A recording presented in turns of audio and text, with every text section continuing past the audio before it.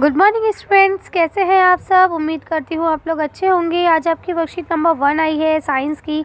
तो पहले आप लोग इसे अच्छे से लेबल करेंगे, डेट डाल देंगे, क्लास के साथ साथ अपना सेशन लिखेंगे, सब्जेक्ट लिखेंगे, अपना नाम, अपने क्लास टीचर का नाम आप लोग लिख लेंगे। ठीक है, चलिए तो आज हम लोग इसे साइंस की वर्कशीट है इसे पढ़ना शुरू करते हैं। इसके साथ जो दूसरी आपकी वर्कशीट आई है वो भी अपलोड कर दी है मैंने, और जो इसकी इंग्लिश मीडियम की आई है वो भी अपलोड कर दी। अगर आप इंग्लिश मीडियम के स्टूडेंट हैं तो आप वहाँ से देख सकते हैं।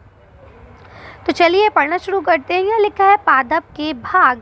पादप माने क्या होता है? पेड़ पौधे, है ना। आज हम उनके भागों के बारे में जानेंगे कि उनके कितने भाग होते हैं, क्या क्या होता है, जो कि आप सब जानते हैं। लेकिन क्या है कि हमें उसे थोड़ा सा एक बार रिवाइज करना है ताकि हमें और अच्छे से समझ में आ जाए। तो चलिए पढ़ना शुरू करते हैं। तो यहाँ क्या लिखा है? एक पादप यानी पौधे के भिन्न भाग होते हैं, यानी उसके डिफरेंट भाग होते हैं, अलग अलग भाग होते हैं। पादप का वह भाग जो मिट्टी की सतह पर, ठीक है, मिट्टी की सतह से ऊपर होता है, वह शूट स्टेम कहलाता है। क्या कहलाता है? स्टेम। ठीक है, वो चीज़ जो आपको दिख रही है जो ऊपर की तरफ है उसे हम क्या बोलते हैं? स्टेम बोलते हैं। इसमें तना, शाखाएं, पत्तियां, पुष्प और कली आदि सम्मिलित होते हैं। यानी कि अब जो आपका ये तना होता है, मेन स्टम्प जो होता है उसमें क्या होता है? तना होता है ना। और तने में क्या निकलती हैं? उसकी शाखाएं निकलती हैं अलग अलग। उन शाखाओं पे क्या होते हैं? पत्तियां लगती हैं, फूल निकलते हैं, कलियां आती हैं आदि। ठीक है, अब बताते हैं पादप का वह भाग जो मिट्टी की सतह के नीचे होता है, यानी मिट्टी है, मिट्टी के नीचे जो भाग होता है वह आपका क्या कहलाता है? रूट स्टम्प, यानी कि आपका जड़ तंत्र कहलाता है। ठीक है, इसमें क्या होता है? इसमें मूल जड़ होती है और मूल रूप सम्मिलित है, यानी कि जड़ और इससे ही रिलेटेड चीज़ें जो है वो आपको मिलेंगी, रूट्स वगैरह। ठीक है, अब यह लिखा है पादप के भिन्न भागों के कार्य, यानी कि जो पेड़ है उसके जिसमें जिस तरह से इंसान के, देखिए इंसान की बॉडी है, इंसान की शरीर है जो इंसान का, उसमें हर चीज़ का अलग अलग काम है। भाई आप आँखों से क्या करते हैं? देखते हैं। नाक से तो नहीं देख सकते ना। इसी तरह से आप कान से क्या करते हैं? सुनते हैं। क्या आपको ऐसा लगता है कि आप नाक से सुन सकते हैं? नहीं सुन सकते। नाक से हम स्मेल कर सकते हैं, किसी चीज़ को सूंघ सकते हैं कि उसमें खुशबू आ रही है, बदबू आ रही है, क्या आ रही है ना।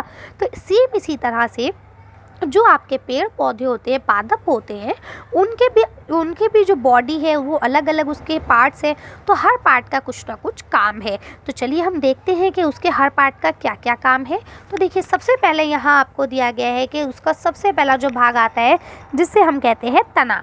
ठीक है, ये भोजन, जल और खनिज लवण को पादप में ऊपर की तरफ भिन्न भागों में, जो विभिन्न भाग हैं उसमें पहुंचाने में मदद करता है। यानी कि जो तना है एक तरह से वो डिलीवरी बॉय का काम करता है ना, सब चीज़ें उठा के इधर से उधर डिलीवर करता रहता है। इसके बाद अगर हम बात करें पत्ती की, तो पत्ती क्या काम करती है? ये पादपों में प्रकाश संश्लेषण द्वारा भोजन का निर्माण करती है। ठीक है, अब ये आप लोग आगे चलेंगे तो पढ़ेंगे कि प्रकाश संश्लेषण क्या होता है।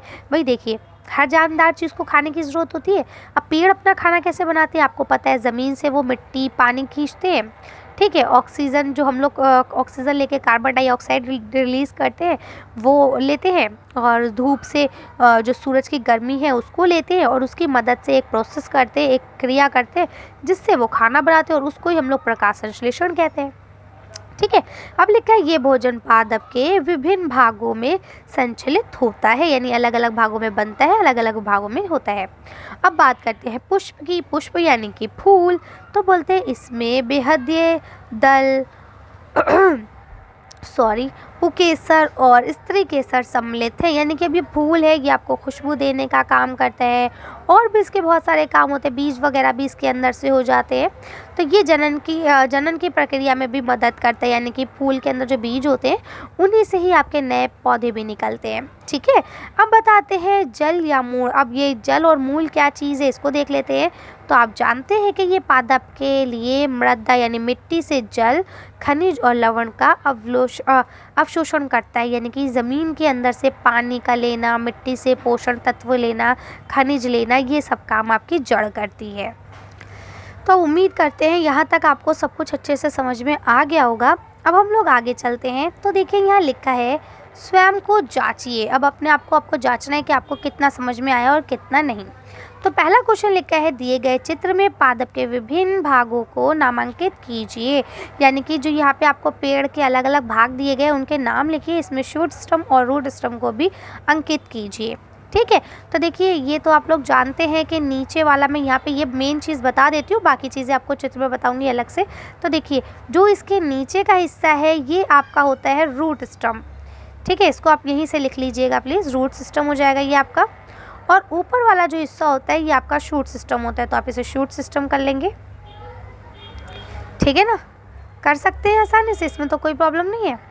ठीक, अब हम बात करते हैं आगे। तो देखिए आप जैसा बता सकते हैं, पत्ती है, ये फूल है, ये स्टेम है जो मेन होता है, ये आपका फ्रूट्स हो गया, ये आपका रूट हो गया। ठीक है, चलिए फिर भी हम लोग इसे एक काम करते हैं, चित्र पर देख लेते हैं ताकि आपको अच्छे से समझ में आ जाए। अब देखिए आप यहाँ से कर सकते हैं कि ये पहला आपका पत्ते हो गया, दूसरा आपका फल हो गया, तीसरा आपका तना हो गया, चौथा आपका जड़ हो गया। ठीक है, इसके अलावा एक फूल बचा तो आप उसे लिख लेंगे फा में ऊ की मात्रा ला फूल। ठीक है, क्योंकि इसमें था नहीं इसलिए मैंने ऐसे ही करा दिया है, कर लेंगे आप लोग। चलिए आगे बढ़ते हैं अगला क्वेश्चन। अब यहाँ पे आपको नेक्स्ट क्वेश्चन लिखा है, पादपों में तने का क्या महत्व है। यानी जो पेड़ पौधे हैं उसमें तना क्या काम करता है। तो चलिए आंसर देखते हैं। आप आंसर यहाँ से लिखेंगे, ये भोजन, जल और खनिज लवण को पादप में ऊपर की तरफ विभिन्न भागों तक पहुँचाने में मदद करता है, लिख लेंगे। चलिए अगला क्वेश्चन पढ़ते हैं। अब यहाँ आपको क्वेश्चन दिया गया है, प्रश्न नंबर 3 है आपका, पादपों की पत्तियां समानता हरी क्यों होती हैं। यानी कि अगर आप देखें तो जो पादप है, पेड़ पौधे, उनकी आपको सारी लीव्स जो है वो ग्रीन मिलती हैं, उसका क्या कारण है। तो चलिए इसका आंसर देखते हैं। तो आप इसका आंसर यहाँ से लिखेंगे कि पत्तियाँ जो हैं वो हरे रंग के क्लोरोफिल नामक वर्णक की उपस्थिति के कारण हरी होती हैं। ठीक है, यानी पत्तियों में एक चीज़ होती है, एक पिगमेंट होता है जिसे हम लोग क्या बोलते हैं, क्लोरोफिल बोलते हैं। ठीक है, और क्लोरोफिल की वजह से ही ये पत्तियाँ जो हैं आपको कैसी दिखती हैं, हरी दिखती है, क्योंकि उस क्लोरोफिल का जो कलर है वो ग्रीन होता है। ठीक है, चलिए अगला क्वेश्चन पढ़ते हैं। अब यहाँ आपको लास्ट क्वेश्चन दिया गया है, पादपों में जड़ और पत्तियों के एक एक कार्य लिखिए। यानी पादप में, पेड़ पौधे में जड़ क्या काम करती है और पत्तियाँ क्या काम करती हैं, ये आपको लिखना है। चलिए इसका आंसर देख लेते हैं। तो देखिए आप यहाँ से लिखेंगे कि पत्तियाँ जो है ये पादप में प्रकाश संश्लेषण के द्वारा भोजन का निर्माण करती हैं और उसको अलग अलग जगह पे संचलित करती हैं। अगर हम बात करें जड़ों की, तो जड़ क्या करता है कि पादप में मिट्टी से जल, खनिज, लवण, ये सब चीज़ें ला के देता है ताकि वो अपना खाना बना सके। ठीक है, तो दोनों के अपने अपने काम हैं, आप लोग लिख लेंगे। अब इसी तरह से ये वीडियो हम यहीं फिनिश करते हैं। आज की वर्कशीट में बस इतना ही। अगर आपको हमारी वीडियो पसंद आई हो तो प्लीज़ इसे लाइक और शेयर करें। अगर अभी तक आपने हमारे चैनल को सब्सक्राइब नहीं किया तो प्लीज़ हमारे चैनल को सब्सक्राइब करें। Thank you for watching.